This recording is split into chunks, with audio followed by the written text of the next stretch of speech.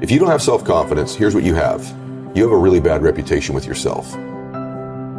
You have built a habit of not keeping the promises you make to yourself. We've all heard this before. You need to believe and know that you're one decision, one relationship, one meeting, one book, one thought, one something away from a completely different life. Here's how I built what I would call almost superhuman confidence in spite of my insecurity. Think about that. Superhuman confidence in spite of my insecurity. It's an effort play. If you don't have self-confidence, you've never kept the promises you make to yourself. Check that box. If you have self-confidence, you've started to keep the promises you make to yourself. If you want to have superhuman self-confidence, you keep the promises you make to yourself and one more. So if I'm going to get up and I'm going to work out, I'm going to do 10 reps in the gym, I do one more. Wow. If I'm going to do 45 minutes on the treadmill, I do one more. If I want to make 10 contacts in a day, I do that and one more. If I'm going to tell my daughter I love her every day, I'm going to do that and one more. Because in life, we don't get our goals, we get our standards long term. And so if your standard is one more, what starts to happen is you go, I'm willing to do things other people aren't willing to do. And I combine that I have great faith, great associations, and I intend to help people. This is a formula to build wonderful self-confidence and never lack humility when you have it. Never link your confidence to your ability. If it's predicated on your abilities or your achievements, you're always going to be chasing it. But if you link your confidence to your intentions, man, you have beautiful intentions. And that is something I knew about me. I know I have a good heart. And all of us, we run around carrying these bags of, I'm not qualified because I made this mistake. I had this bankruptcy. This relationship didn't work. I did this thing you don't know about. I'm so ashamed of. And that's why you're qualified. That's the thing that qualifies you. Yeah. The humanness in you. You are the only human being with your combination of gifts that you were given, whatever they are, and your experience. And real human beings help real human beings by being vulnerable and transparent, saying, I know where you are. I've messed up worse. I've made greater mistakes. I felt more. I know that depression. I know that anxiety. I know that shame. I know what that feels like. You're one away, one relationship, one meeting, one person, one thought away from changing your life.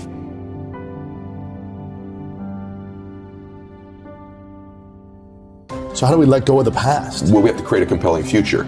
In other words, you're not going to let go of one thing until you've grabbed onto the next. So you have to create a new future. You have to create a future in it. And by the way, it's okay that you don't believe all of it initially, as long as it becomes repetitive and we begin to take steps towards it, right? So for me, I still have stuff from my past. There's still a little part of me that doesn't want to be broke. There's still a little bit of fear. But you're not broke. Yeah, but you've interviewed some of the most successful actors and entertainers, so have I. And you get them privately, and sometimes on your show they go, you afraid it's going to go away? They go, yeah, I am. That's why I work so hard. So there's an element of that that's okay. It's creating this vision for your life that's compelling. Can you survive the temporary? And if you can survive the temporary, it says on the other side of temporary pain, you get introduced to your other self. And that other self produces that other life. And so here's what happens for most of us. We think everything's permanent. And because we think it's permanent, we make permanent decisions based on temporary conditions.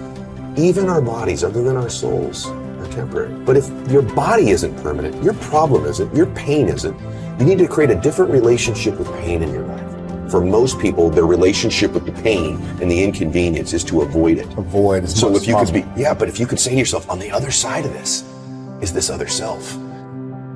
The hardest working you've ever been, the most crazy focused you've ever been, was the happiest you've ever been in your life. And the truth of the matter is that most of you don't understand the effort, the time, the focus, the obsessiveness that's required to do something great with your life. But you have to get great, and you have to be intentional. You have to be obsessive. Yeah. I know what you put into this. I know what the time is. I know what the relentless pace is. I know what the focus is. I know what you think about. I know this has to be something that's just infectious. And when people get around you, that emanates, and there's an energy, and there's like, this person's just going to will this to happen. Right. I think just most people dramatically underestimate the amount of obsessive, crazy, relentless focus it takes to be great at something. Yes. And then they go, whoa, I don't want to be that out of balance or control. Then you don't want to be great.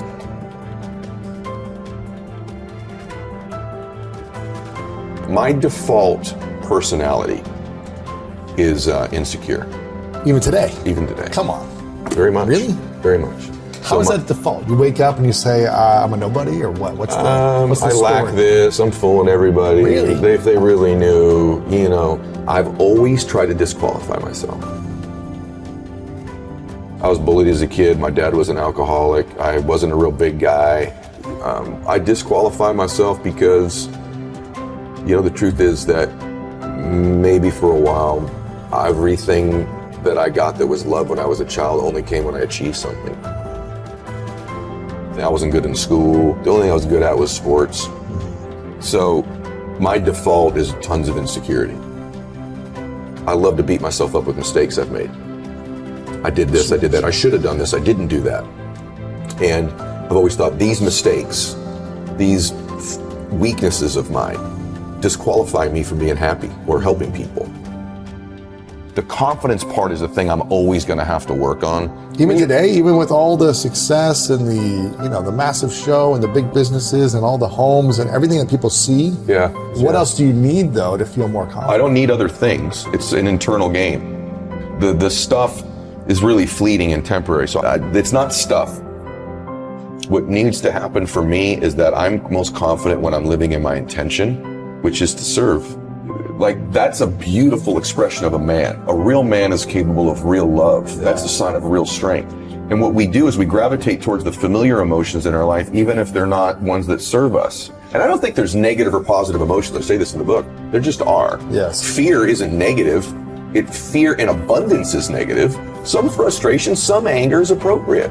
It's to the dosage level. And we get these 4 or 5 of them. For me, some chaos is okay. It's fun. It's exciting. It's exhilarating, right?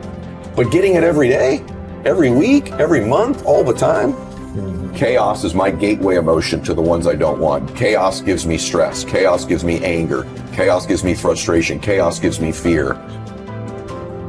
I used to think, well, that's a superpower though, because I've created all these external. Look what I made. Look what I did. Yeah. And I'm doing it because of that. The truth is I did it in spite of it. You did. And there's a lot of things in our lives that we have linked to our formula, our recipe of success that we hold on to, that you've done in spite of those things, not because of those things. But my dad knew I was a dreamer.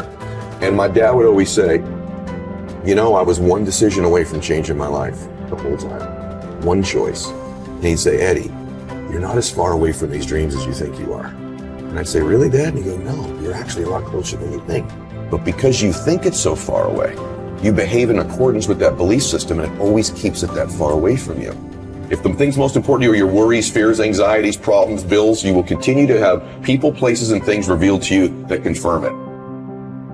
My definition of greatness is that you create a life that matches your vision for your life, and that's greatness, no matter what that looks like for you.